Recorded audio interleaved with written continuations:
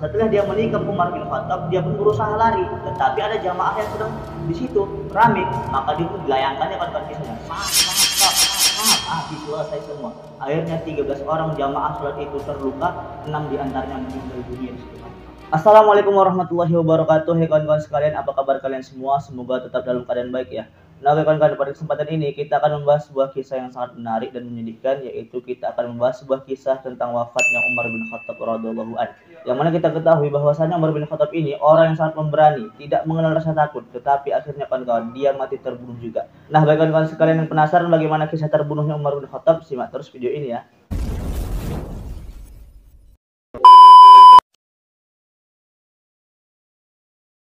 Nah, kawan-kawan sekalian, sebelum kita masuk tentang kisah wafatnya Umar bin Khattab, kita akan membahas sedikit tentang biografi Umar bin Khattab radhiyallahu anhu. Umar bin Khattab lahir setelah 13 tahun tentara bergajah, kawan-kawan. Dan Umar bin Khattab memiliki seorang ayah bernama Khattab bin Nufail bin Abdul Uzza bin Ras bin Adi. Makanya Umar bin Khattab termasuk golongan Bani Adi, masih rumpun suku Quraisy. Dan begitu juga beliau memiliki seorang ibu bernama Hantamah binti Hisham. Dan Umar bin Khattab ini kita kenal sebelum dia masuk Islam, dia adalah penantang Islam yang sangat luar biasa. Penantang Islam garis keras. Pada saat itu di kota Mekah ada dua Umar. Yang pertama Umar bin Khattab, yang kedua Umar bin Hisham. Kalau kawan-kawan sekalian penasaran siapa itu Umar bin Hisham, boleh lihat di video yang ini ya. Dan Umar bin Khattab juga memiliki beberapa istri. Di antaranya adalah Ummu Kulsum binti Ali bin Abi Thalib, kawan-kawan. Begitu juga dengan hasil pernikahannya dengan beberapa istrinya, Umar bin Khattab juga memiliki beberapa anak, kawan-kawan. Di antaranya adalah Abdullah bin Umar dan Hafsah. Abdullah bin Umar adalah salah satu periode hadis terbanyak, kawan-kawan. Sedangkan Hafsah adalah istri Nabi Muhammad SAW atau yang sering kita sebut dengan Ummul Mukminin. Nah, kawan-kawan, sekarang kita masuk tentang kisah wafatnya Umar bin Khattab.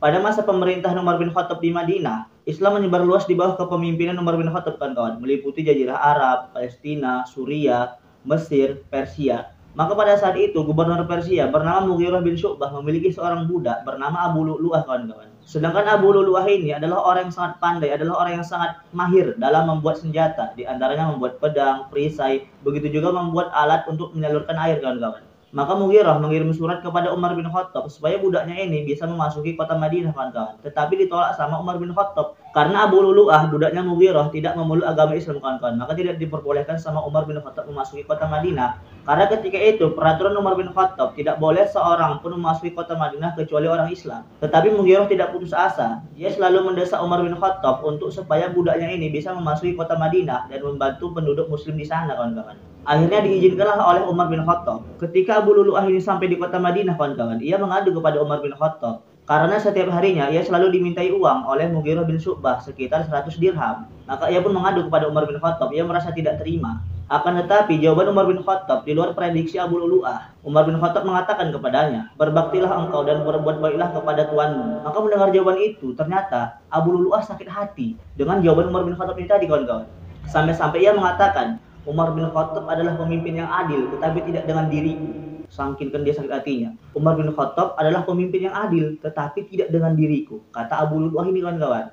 Di samping itu, ia juga sakit hati karena Persia ditaklukkan oleh Umar bin Khattab, yang mana Persia ini adalah negaranya Abu Lu'lu'ah. Pada saat itu, Persia telah jadi negara yang maju, kawan-kawan. Di antaranya maju di bidang politik, ekonomi, budaya, maka dia disebut dengan negara adidaya. Tetapi ditaklukkan oleh Umar bin Khattab, maka peraturan negara diubah oleh Umar bin Khattab sesuai dengan keinginan Umar bin Khattab, tentunya dengan syariat Islam. Akhirnya dia pun sakit hati gara-gara jawaban Umar bin Khattab ini tadi, sehingga ia membuat pisau yang sangat tebal, tajam, dan bermata dua, kawan-kawan, berniat untuk membunuh Umar bin Khattab. Maka Abu Lu'lu'ah ini tadi bertemu dengan orang Persia bernama Hurzuman tentang pisau yang dibuat ini tadi, kawan-kawan. Maka Hurzuman mengatakan, tidaklah seseorang terkena pisau ini kecuali dia akan terbunuh. Dan suatu ketika Umar bin Khattab pun berjalan bersama sahabatnya dan berjumpa dengan Abu Lu'lu'ah. "Mana senjata yang ingin engkau buat?" kata Umar kepada Abu Lu'lu'ah. Dan Abu Lu'lu'ah pun mengatakan, "Aku sedang menyiapkan senjata untukmu, wahai Umar, yang akan dikenang oleh umat muslim seluruh dunia."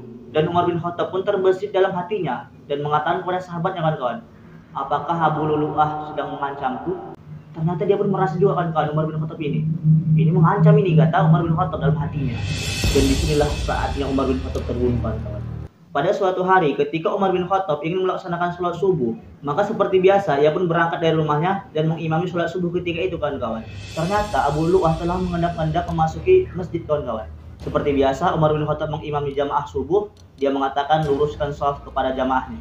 Ketika sedang mengimami sholat subuh, disitulah Abu Lulu'ah menusukkan pisau yang dibuatnya tadi kepada Umar bin Khattab, kawan-kawan. Kurang lebih 6 tusukan, ditusukkannya sampai akhirnya kawan-kawan Umar bin Khattab terjatuh. Para jamaah tidak mengetahui, mereka hanya kehilangan suara Umar bin Khattab. Para jamaah mengatakan, subhanallah, subhanallah, subhanallah. Kenapa? Karena mereka tidak mengetahui apa yang terjadi. Tetapi jamaah yang di belakang Umar bin Khattab mengetahui. Maka Abu Lulu'ah setelah dia menikam Umar bin Khattab, dia pun berusaha lari. Tetapi ada jamaah yang sedang di situ rame, maka dia pun dilayangkannya kan kisahnya. Habis selesai semua. Akhirnya 13 orang jamaah sholat itu terluka, 6 diantaranya meninggal dunia di situ. Maka salah satu sahabat yang melihat Abu Lulu'ah ingin lari, ia pun melemparkan jubahnya atau serbannya ketika itu sehingga mengenai kepala Abu Lulu'ah, sehingga tertutup pandangannya. Ketika itu Abu Lulu'ah berpikir dia akan tertangkap, maka pas di situ kawan-kawan dia bunuh diri, tusukannya pisaunya tadi ke lehernya, mati di situ. Aduh, selesai. Dan ketika Umar bin Khattab terjatuh, dia pun menarik tangan Abdurrahman bin Auf untuk menggantikannya sebagai imam. Dan setelah sholat subuh, Umar bertanya kepada Abdullah bin Abbas, siapa tadi yang menikamku? Maka kata Abbas, budaknya Mughirah, maksudnya Abu Lulu'ah. Maka Umar bin Khattab pun dibawa ke rumahnya, kawan-kawan. Setelah sampai di rumahnya, Umar bin Khattab pun pingsan, kawan-kawan. Dan sahabat-sahabatnya pun datang ke rumah Umar bin Khattab dengan membawa nabis, susu. Nabis ini adalah minuman yang terbuat dari sari kurma. Dan ketika Umar bin Khattab pingsan, maka dia tidak terbangun, kawan-kawan, kecuali dengan bisikan as-sholat, as-sholat, sholat, sholat. Baru dia terbangun, kawan-kawan. Masya Allah, subhanallah. Itulah dia Umar bin Khattab. Dan ketika dia meminum nabis atau susu yang dibawa oleh sahabat-sahabat ini tadi ke rumahnya, ketika dia minum, keluar susu itu tadi, kawan-kawan, dari lubang yang ditusuk oleh Abu Lulu'ah itu tadi, kawan-kawan. Saking kan besarnya lubangnya, kawan-kawan. Ternyata setelah dilihat, bolong dari sisi kanan sampai ke depannya, kawan-kawan. Bolong.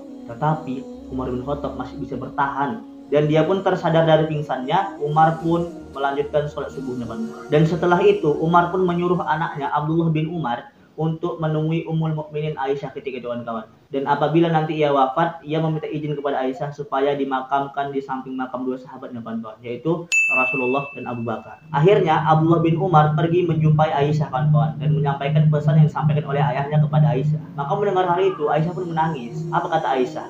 Sesungguhnya aku pun menginginkan hal itu untuk diriku, tetapi sekarang aku tidak mementingkan diriku. Maka mendengar jawaban itu, Abdullah bin Umar pun kembali ke rumahnya dan menyampaikan kepada Umar bin Khattab bahwasanya Aisyah mengizinkannya untuk dimakamkan di samping makam kedua sahabatnya. Maka mendengar hal itu, Umar bin Khattab pun bahagia. Dan Umar pun kembali berpesan kepada anaknya Abdullah bin Umar, dan apabila nantinya jasadku ingin dimasukkan ke liang lahat, minta izin kembali kepada Aisyah. Apabila dia tidak mengizinkan, maka makamkanlah aku di pemakaman kaum muslimin, kata Umar bin Khattab, kawan-kawan. Ternyata Aisyah mengizinkan. Dan Umar bin Khattab pun dimakamkan di samping makam kedua sahabatnya, yaitu Rasulullah dan Abu Bakar, kawan-kawan. Masya Allah. Cukup sekian video kita pada kesempatan kali ini, kawan-kawan. Apabila kawan-kawan menyukai cerita ini, jangan lupa like, subscribe, dan tinggalkan pendapat kawan-kawan sekalian melalui kolom komentar. Oke, assalamualaikum warahmatullahi wabarakatuh.